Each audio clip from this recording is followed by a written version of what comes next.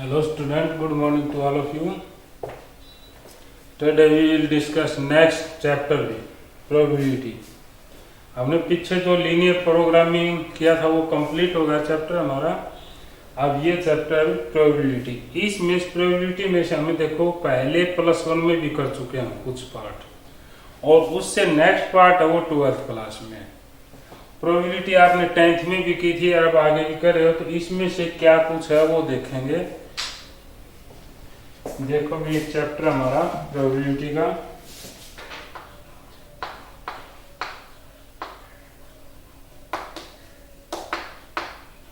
Probability इसमें थोड़ा आपको पीछे का बता देते हैं इसमें क्या कुछ है. पहले तो होता है सैंपल स्पेस. सैंपल स्पेस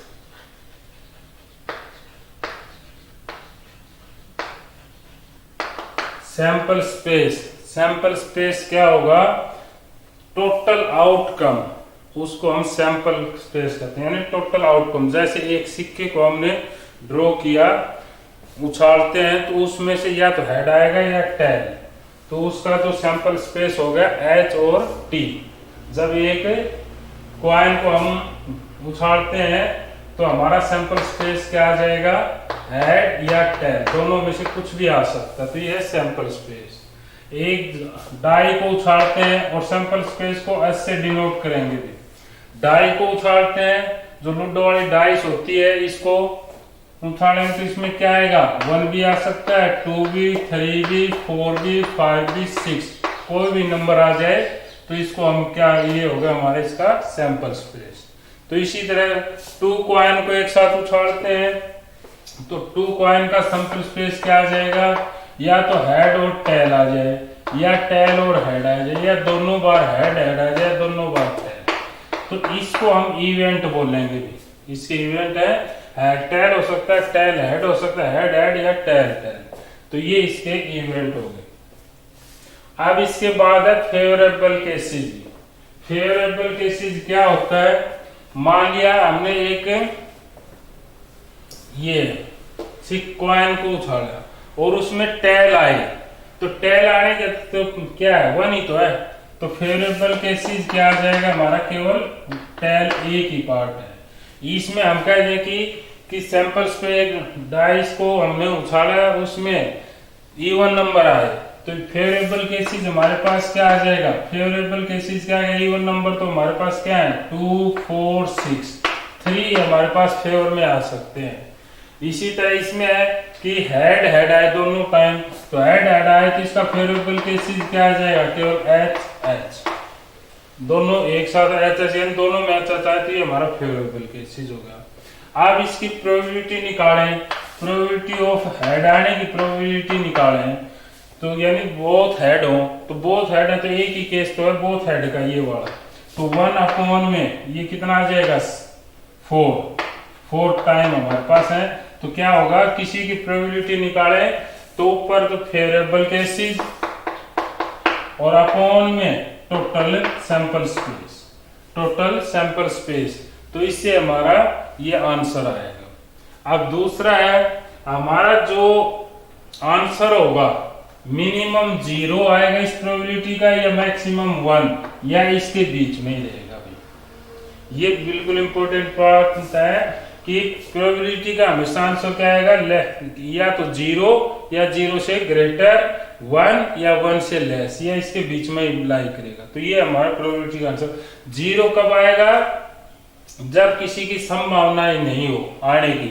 जब हमने एक डाइस को उछाला और उसमें ग्रेटर देन 6 नंबर आए, तो 6 नंबर से बड़ा तो आ ही नहीं सकता डाइस पे, तो इसका क्या आ जाएगा? इसका प्रोबेबिलिटी क्या आ जाएगी? 0. और 1 कब आएगा? श्योर हो, बिल्कुल हम श्योर हो कि ये तो आएगा ही, कि एक डाइस को उछाला और 6 से लेस नंबर आए, तो 6 से लेस नंबर तो बिल्कुल आएगा, कभी उछालोगे तो इसका श्योर होगा. तो 6/6 यानी 1 के इक्वल हो जाएगी आपका. तो इस तरह इस प्रोबेबिलिटी का निकालना है भी. आज जो हम टॉपिक स्टार्ट कर रहे हैं भी उसका है कंडीशनल प्रोबेबिलिटी. ये आपने सैंपल स्पेस बनाना या सैंपल प्रोबेबिलिटी निकालना, इस सब +1 में सीखा था. आज +2 वाले से करेंगे. क्या ये इससे स्टार्ट करेंगे हमारा कि कंडीशनल प्रोबेबिलिटी से स्टार्ट करेंगे। तो उसमें देखते हैं भी क्या है कंडीशनल प्रोबेबिलिटी में क्वेश्चन किस तरह के होंगे, इसमें देखते हैं क्या है कंडीशनल प्रोबेबिलिटी का।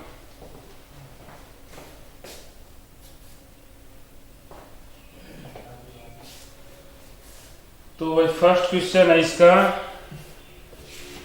देखो से क्वेश्चन से पहले थोड़ा फॉर्मूले बता दो। कंडीशनल प्रोबेबिलिटी क्या होगा कि एक हमें गिवन होगी और उसके बाद कोई सेकंड इवेंट उसमें होता है, पेन होता है, तो उसमें हम प्रोबेबिलिटी किस तरह निकालेंगे, P of A upon B।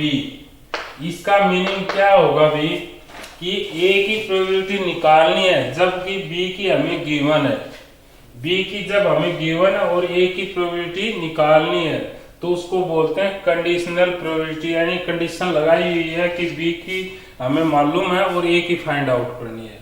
तो वो किस तरह करेंगे, तो इसका फॉर्मूला क्या होगा, P of A intersection B upon P of B। जो गिवन होगी वो हमेशा अपॉन में आएगी, तो P A अपॉन B का क्या होगा भी P A intersection B upon P of B।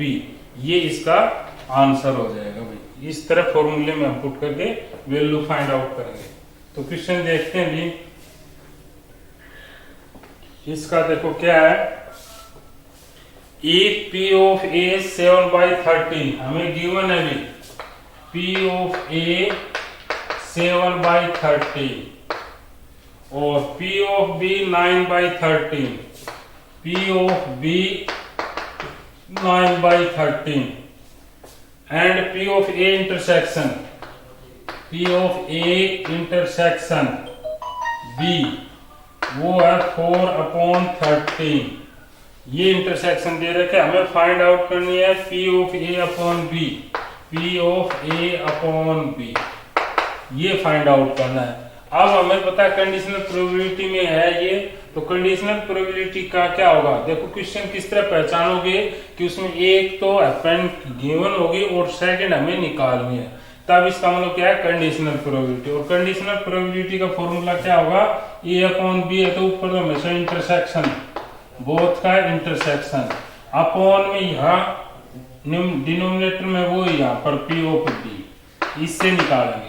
तो P of A intersection B, A upon B निकालना था तो ऊपर तो इंटरसेक्शन, और इंटरसेक्शन हमें गिवन है 4/13, 4/13 upon P of B, P of B है 9/13, 13 से 13 कैंसिल, 4/9, ये आंसर आ जाएगा इसका। नेक्स्ट देखो भी, नेक्स्ट क्वेश्चन है इसी का, नेक्स्ट है if P of A equal to 6/11, P of A equal to 6/11, P of B equal to 5/11 and P of A union B, P of A union B वो given as 7/11, 7/11। हमें find out करना है अभी P of A intersection B, क्या क्या find out करना है अभी देखो, एक तो करना है P of A intersection B, ये हमें फाइंड आउट करना है। सेकंड है P of A upon B, और थर्ड चीज हमें फाइंड आउट करनी है P of B upon A। तो ये किस तरह फाइंड आउट करेंगे ये देखो। अच्छा देखो हमें दे रखा है P of A, P of B, P of A union B, और इसका फॉर्मूला A यूनियन B का हम सेट से भी पढ़ चुके हैं। A यूनियन B का फॉर्मूला क्या होगा भी, P of A union B किसके इक्वल होता है, P of A plus P of B minus P of A intersection B। अब जिसमें हमें इसकी वैल्यू तो फाइंड आउट करनी है, हमें इनकी वैल्यू हमें मालूम है। P of A union B की वैल्यू है 7/11, P ऑफ A की वैल्यू है 6/11 और पी ऑफ बी की वैल्यू है +5/11 minus P of A intersection B. ये इसको इस साइड लेंगे तो ये आ जाएगा P of A intersection B equal to 6/11 + 5/11 और इधर जाके -7/11। एलसीएम 11 ही आएगा, 11 - 7 तो ये क्या बच जाएगा 4/11 आ जाएगा। तो ए इंटरसेक्शन बी क्या आ गया हमारा 4/11। फर्स्ट पार्ट सोल्व हो गया। सेकंड पार्ट में P of A intersection B, P of A upon B ये फाइंड आउट करना है। और इसका फॉर्मूला हमें पता है किसके इक्वल होगा, P of A intersection B upon में P of B. A intersection B हमारे पास 4/11 अपॉन में पी ऑफ बी की वैल्यू अभी 5/11। 11 से 11 कैंसिल 4/5। देखो हमेशा आंसर है वो 1 से बड़ा नहीं आएगा, 1 से लेस ही आएगा, ज्यादा 1 ही आ सकता है। सेकंड है P of B upon A, ये क्या होगा P of A intersection B upon P of A. इसका ये होगा P of A intersection B है वो हमारे पास 4/11 अपॉन पी ऑफ ए की वैल्यू 6/11। 6/11 11 से 11 कैंसिल 4/6, 2 से कैंसिल करोगे 2/3। ये आंसर हो गया। तो ये क्वेश्चन इस तरह करना है। अभी नेक्स्ट क्वेश्चन देखो।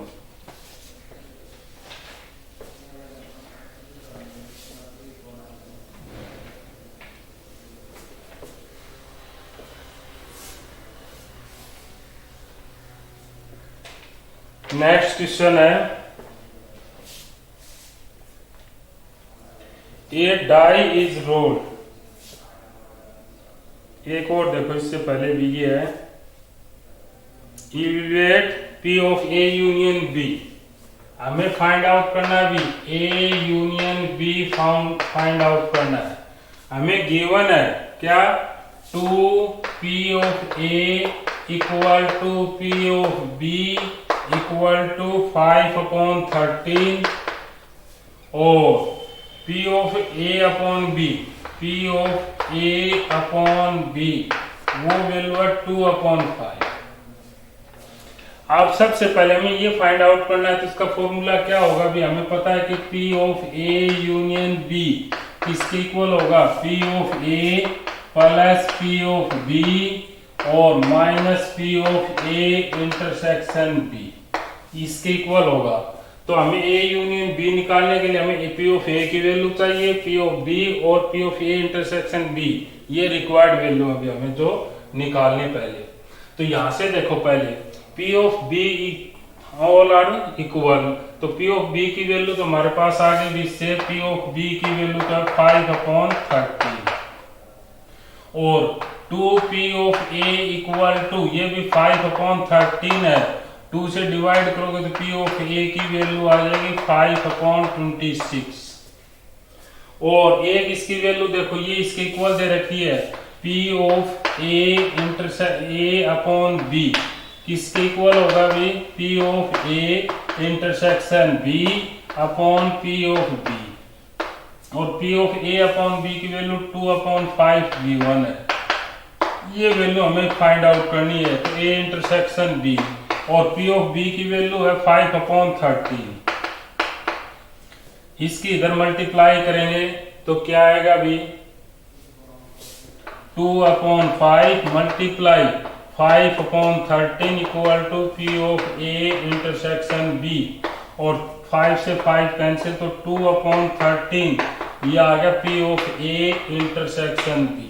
अब हमें इन तीनों की वैल्यू पता है तो P of A union B किसके इक्वल आएगा P ऑफ A की वैल्यू 5/26 P ऑफ B की वैल्यू 5/13 और minus P of A intersection B की वैल्यू है 2/13 एलसीएम लेंगे तो एलसीएम 26 5 + 10 - 4 ये हो जाएगा 15 में 4 जाए तो 11/26 ये आंसर आ जाएगा कि हमारा A यूनियन B के इक्वल। तो इस तरह करना भी। नेक्स्ट क्वेश्चन देखो भी।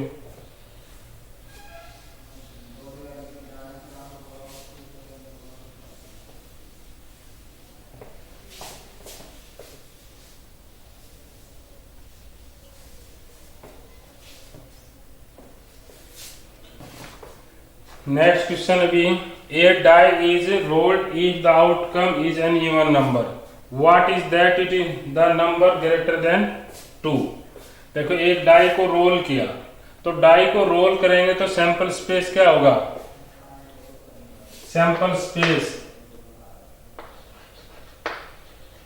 स्पेस हो गया 1 2 3 4 5 6, यानी 6 इवेंट आ गए इसमें।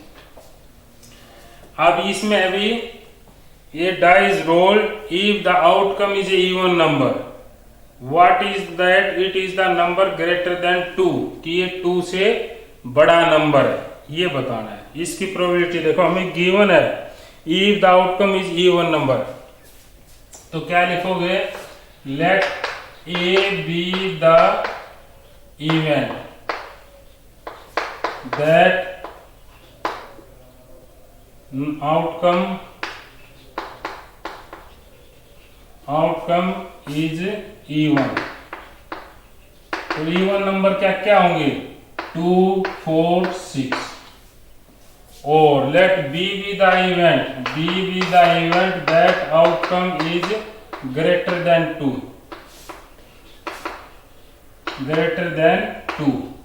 ग्रेटर देन 2 से बड़ा नंबर होगा, तो वो क्या नंबर आएगा भाई, 3 4 5 6, ये निकला है। अब दोनों में ए और बी है, तो इनमें कॉमन देखो क्या है, पी ऑफ ये ए इंटरसेक्शन बी क्या कॉमन है अभी, बोथ में 4 6 यहाँ पर भी है, 4 6 यहाँ पर भी है, तो 4 और 6 आ गए। हमें निकालना है पी ऑफ ए, पहले ए की प्रोबेबिलिटी निकालें, तो पी ऑफ ए किसके इक्वल आएगा, favourable cases 3 upon sample space 6, एक बार ये रख लेते हैं 3/6।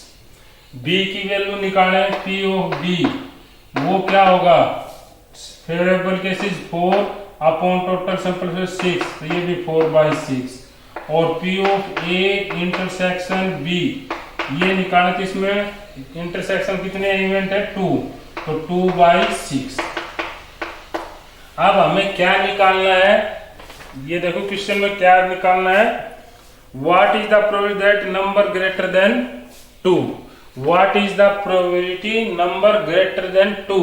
तो ग्रेटर देन 2 का मतलब ये वाली वैल्यू निकालनी है, ये वाली बी केस निकालना है, जबकि हमें ए तो पहले गिवन है, तो हमें निकालना है पी ऑफ बी अपॉन ए निकालना है। इससे आप जो भी निकालना है वो ऊपर आ जाएगा, गिवन है वो अपॉन में आएगा। तो P of B upon A किसके इक्वल होगा, भी P of A intersection B upon P of A. Intersection हमारा किसके इक्वल आया, 2/6, और ए हमारा है 3/6, 6 से 6 कैंसिल, 2/3 आंसर आ जाएगा 20 का। तो ये आंसर होगा 20 का। नेक्स्ट देखो, आराम से इजी क्वेश्चन बढ़ जाए, केवल आपको क्वेश्चन को समझना है और फिर उसकी लैंग्वेज समझ में आ जाती है तो आराम से बना लोगे भी। क्या गिवन है और किसकी प्रोबेबिलिटी, कौन से केस की प्रोबेबिलिटी हमने निकालनी है, कौन सा केस ले लो, ए बी सी जो भी मानते हो। नेक्स्ट क्वेश्चन देखोगे, ए डाई इज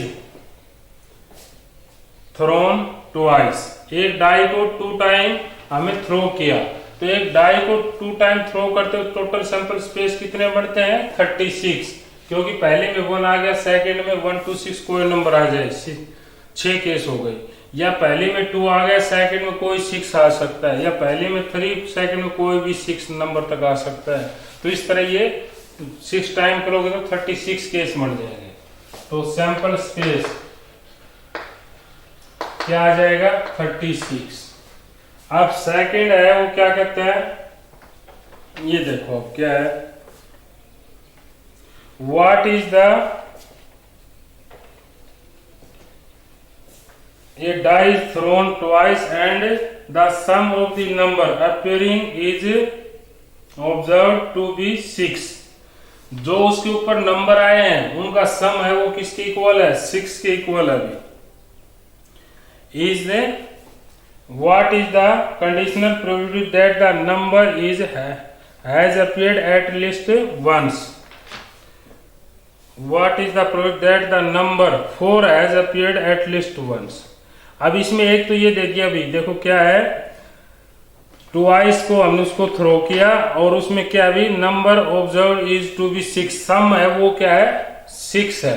तो ए केस तो मान लिया, let A B the event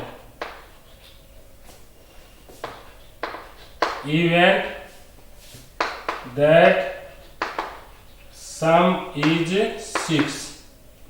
तो 6 आएंगे वो ए केस हो जाएगा। जिनका सम 6 आए वो कौन कौन से होंगे भी उसमें देखो, यदि पहले में 1 आ जाए, सेकंड में 5 आ जाए, या पहले में 5 आ जाए, सेकंड में 1 आ जाए, 6 होगा।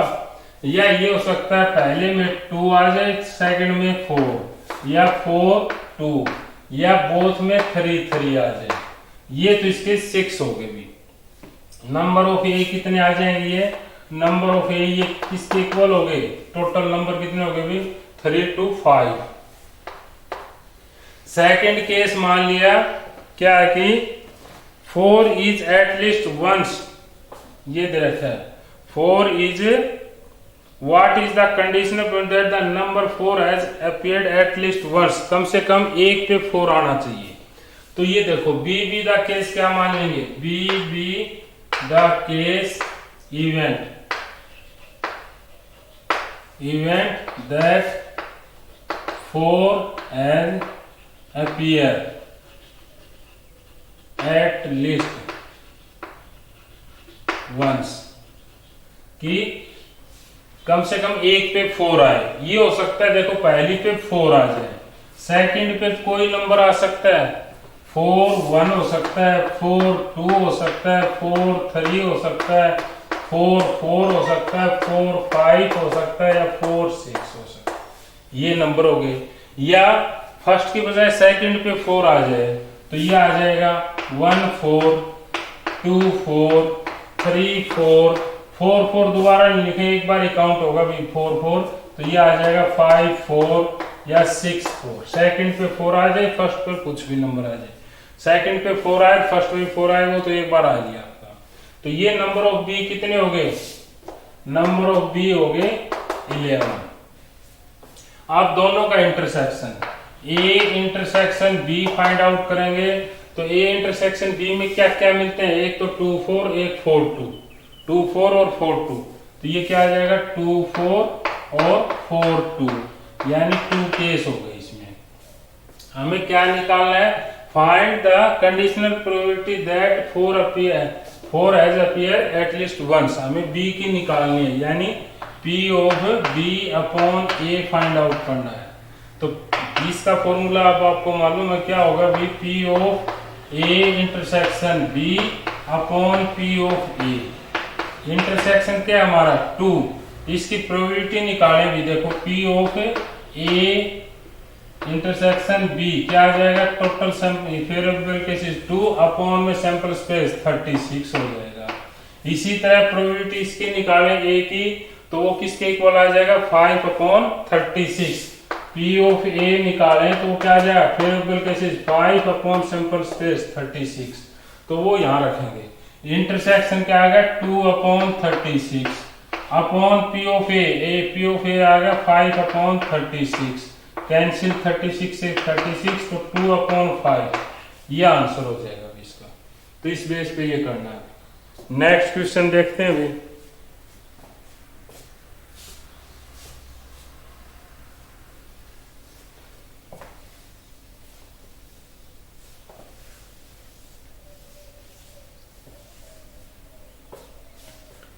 नेक्स्ट क्वेश्चन अभी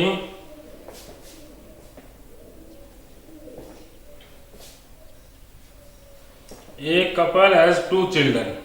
एक कपल के भी 2 चिल्ड्रन है। Find the probability that both children are boys. Is it is known that at least one of the children is boy. ये हमें पता है कि कम से कम एक बच्चा बॉय जरूर है, तो इसमें भी 2 इवेंट बन जाएंगे। पहले तो सैंपल स्पेस देखो भी, सैंपल स्पेस, सैंपल स्पेस क्या बनेगा, ए कपल हैज 2 चिल्ड्रन, तो 2 चिल्ड्रन है तो वो क्या क्या हो सकते हैं वो देखो। पहले तो बॉयज B1 B2, पहला भी और सेकंड है वो भी दोनों बॉयज हो, या दोनों गर्ल्स हो G1 G2, या पहला बॉयज हो सेकंड गर्ल हो, या ये हो सकता है पहले गर्ल हो सेकंड बॉयज हो। 4 केस हो गए हमारे पास। अब सेकंड एक इवेंट मान लो, late A be the event that both are boys, both boys हो, तो both boys होती है क्या आ जाएगा B1 और B2, ये ही आएगा। और एटलीस्ट 1 बॉय, ये B केस मान लिया, B be the event that both are, नहीं, at least 1 is boy, at least 1 is boy, ये पूछा है इसमें। हाँ, at least 1 is boy, at least 1 is boys में देखो ये गर्ल्स वाला हट जाएगा, या तो दोनों बॉयज होंगे, या पहले वाला बॉयज फिर गर्ल्स हो, या गर्ल्स या बॉयज, ये आ जाएंगे। इसमें क्या आ जाएगा B1 B2, B1 G2, या G1 B2, ये 3 केस हो जाएंगे। अब ये P ऑफ A निकाल, और दोनों में इंटरसेक्शन निकालें, A इंटरसेक्शन B क्या होगा, केवल एक ही है, B1 B2 दोनों में कॉमन है, तो ये आ जाएगा B1 B2।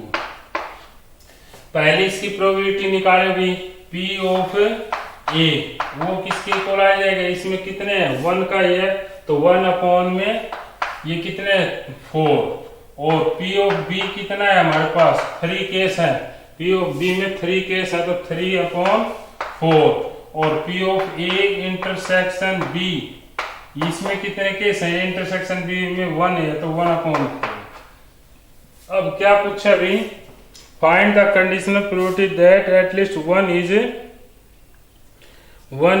Boy, at least 1 is boy यानी B की निकालनी है, तो हम क्या लिख सकते हैं P of A P of B upon A, ये निकालनी है, ये निकालनी है ना।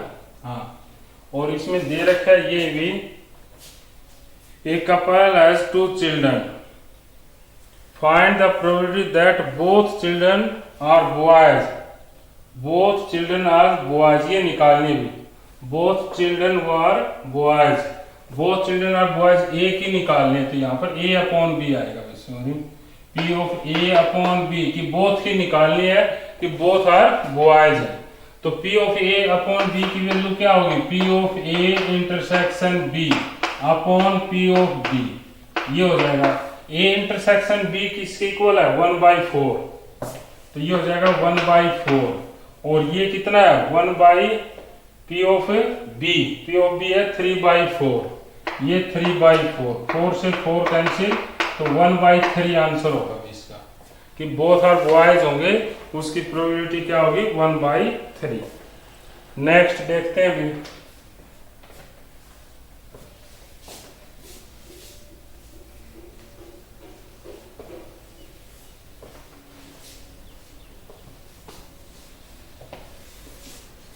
नेक्स्ट क्वेश्चन है अभी,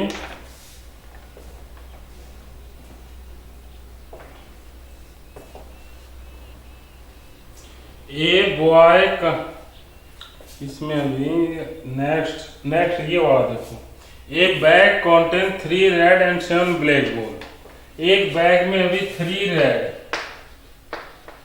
और 7 ब्लैक बॉल अभी, 2 ball are drawn at a random without replacement, 2 ball गिरती हैं विदाउट रिप्लेसमेंट, तो पहली बॉल गिरेगी वो कोई भी, टोटल 10 बॉल है हमारे पास, कोई भी सैंपल स्पेस देखो पहले,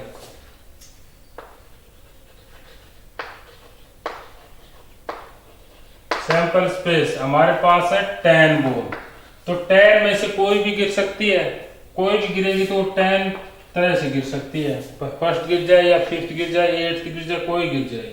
अब वो गिर गई, उसके बाद सेकंड बॉल गिरती है, तो सेकंड बॉल कितने में से गिरेगी? एक तो पहले गिर चुकी है विदाउट रिप्लेसमेंट, उसको वापस नहीं डाला, तो 9 बची और 9 में से सेकंड गिरी तो और एक 9, तो ये हो जाएंगे हमारे पास 19 veg.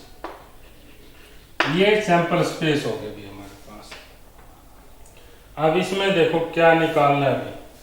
If the second selection, the two ball are done random without replacement. If the second selection is given to be red, what is the point? The first is also red. तो second selection है वो क्या है? red है। तो क्या लिखेंगे? Let A be the event that second is red. ये सेकेंड रेड है, तो सेकेंड रेड है तो ये हो सकता है फर्स्ट रेड हो और फिर सेकेंड भी रेड हो, एक तो ये बन गया। या ये हो सकता है फर्स्ट ब्लैक हो और सेकेंड रेड हो। सेकेंड रेड की ये प्रोबेबिलिटी बढ़ेगी। फर्स्ट सेकेंड रेड की क्या बढ़ेगी? हमें सेकेंड बॉल तो रेड ही चाहिए, तो फर्स्ट है वो रेड भी हो सकती है या ब्लैक भी हो सकती है, कौन सी हो जाए? Second case low, B be the event that first is red। First red हो तो फर्स्ट रेड हो तो ये होगी फर्स्ट रेड हो, सेकंड रेड हो सकती है, या फर्स्ट रेड है और सेकंड ब्लैक हो सकती है, ये हो सकता है।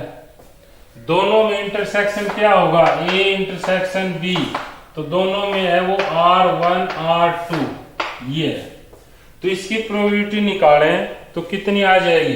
पहले तो इसकी प्रोबेबिलिटी देखो, इसकी प्रोबेबिलिटी कितनी आएगी भी? 1 और 2 केस है तो 2/90, ये ना 2/90, और इसकी कितनी हो जाएगी? 2/90, इसकी भी 2/90, और ये कॉमन है तो P of A intersection B, ये किसके इक्वल है? इसका इक्वल है। एक मिनट, इसका इस तरह नहीं, थोड़ा सा चेंज करना पड़ेगा। इसमें हमें क्या प्रोबेबिलिटी होगी? R1 R2 एक साथ नहीं गिरी भी, अलग अलग गिरी, तो इसकी होगी देखो R1 है रेड होगी तो वो क्या होगी? फर्स्ट रेड कितनी हमारे पास? 3, तो ये हो जाएगा 3/10। पहले तो बॉल गिरेगी जो रेड गिरेगी वो 3/10 में से। अब सेकंड बॉल गिरेगी तो रेड, सेकंड भी रेड होगी तो रेड तो हमारे पास 2 ही बची, तो ये क्या आ जाएगा? 2/9 ये आएगा। प्लस में अब इसमें है पहले ब्लैक भी हो सकते, तो ब्लैक गिरेगी तो 7/10, और सेकंड बॉल है वो रेड है, तो रेड है तो 3/9। इसको सोल्व करेंगे तो हमारे पास कितना आएगा? 6/90 प्लस 21/90 यानी 27/90 आ गया। इसी तरह इसकी प्रोबेबिलिटी निकालें, प्रोबेबिलिटी ऑफ बी, तो इसमें क्या आ जाएगा? पहले रेड है, फर्स्ट रेड है तो 3/10, और सेकंड भी रेड है, एक बॉल गिर गई उसको वापस नहीं डाला तो कितनी बची? 2, तो ये आ जाएगा 2/9। फिर है फर्स्ट रेड है तो इसका मतलब क्या आ जाएगा? 3/10, और सेकंड इज ब्लैक, तो ये आ जाएगा 7/10। इसको सोल्व करोगे तो 6/90 प्लस 21/90, तो ये भी 27/90। और इसका निकालोगे P of A intersection B निकालोगे, फर्स्ट रेड 3/10 और सेकंड भी रेड है तो 2/9, तो ये आ जाएगा 6/90। अब हमें पूछा है कि first is also red, first is also red यानी बी की पूछी है, हमसे पूछी है P ऑफ B/A कि सेकंड तो रेड है, सेकंड रेड तो हमने A केस लिया था, और फर्स्ट इज आल्सो रेड यानी फर्स्ट की निकालनी है, तो इसका मतलब P ऑफ B की निकालनी है। P ऑफ B/A क्या आ जाएगा? P of A intersection B upon P of A, ये आ जाएगा। P of A intersection B हमारे पास केवल आ गया था भी 6/90, अपॉन पी ऑफ ए है 27 अपॉन 90, 27 अपॉन 90, 90 से 90 कैंसिल, 6 अपॉन 27, 3 से कैंसिल तो 2 अपॉन 9, ये आंसर आ जाएगा 2 अपॉन 9। तो इस तरह करने की क्वेश्चन। नेक्स्ट क्वेश्चन देखोगे,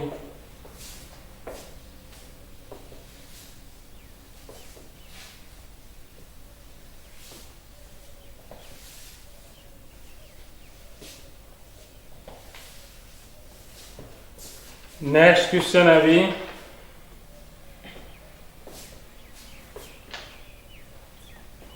a coin is tossed until a head appear or until it has been tossed 3 times। एक कॉइन को हमने टॉस किया अभी, या तो जब तक हेड नहीं आए तब तक, या इसको 3 टाइम, इसका 3 टाइम तक किया है। तो ये देखो ए बी द इवेंट ले लें कि वो हेड आए तब तक उछालना है, और toss 3 hours given that head does not occur on the first toss, what is the point that coin toss 3 time, 3 time है भी। तो ये देखो एक coin toss until a head appear, a be the event, क्या लिख दिया, let a be the event that coin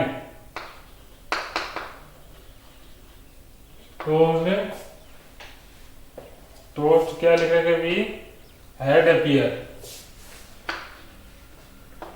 head appear तक का ही है शायद, until it has tossed 3 time, head appear है पहले में, हेड अपियर, हेड अपियर।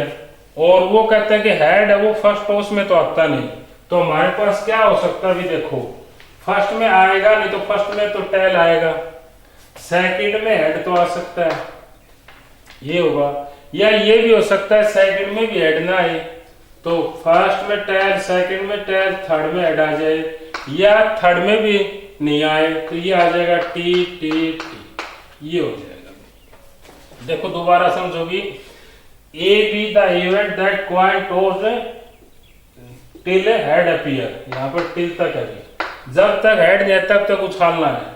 तो इसका मतलब क्या होगा, हेड, और ये कंडीशन दे रखी है कि वो पहली बार हेड नहीं आता, तो पहली बार उछालोगे हेड नहीं आता तो क्या आएगा, टेल, तो उसकी टेल की ये। सेकंड टाइम उछालोगे तो हेड आ सकता है, यदि सेकंड टाइम भी हेड नहीं आए तो क्या आएगा, टेल, और थर्ड टाइम हेड आ सकता है, या थर्ड टाइम भी हेड ना आए तो तीनों बार टेल टेल। और ये कह रहा है कि 3 टाइम से ज्यादा उसको उछालना नहीं। बी बी द इवेंट लिख लेंगे, B B the event that coin tossed 3 time,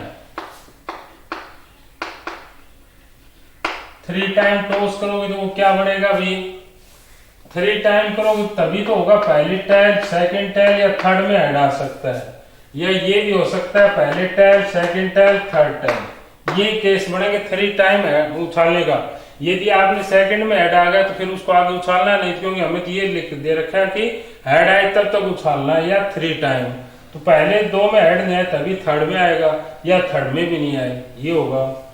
फिर है ए इंटरसेक्शन बी किसके इक्वल होगा, दोनों में कॉमन, इसमें और इसमें क्या कॉमन है अभी, टी टी एच और टी टी दोनों कॉमन है, ये कॉमन है टी टी एच और टी टी टी। अब हमें क्या निकालना है, देखो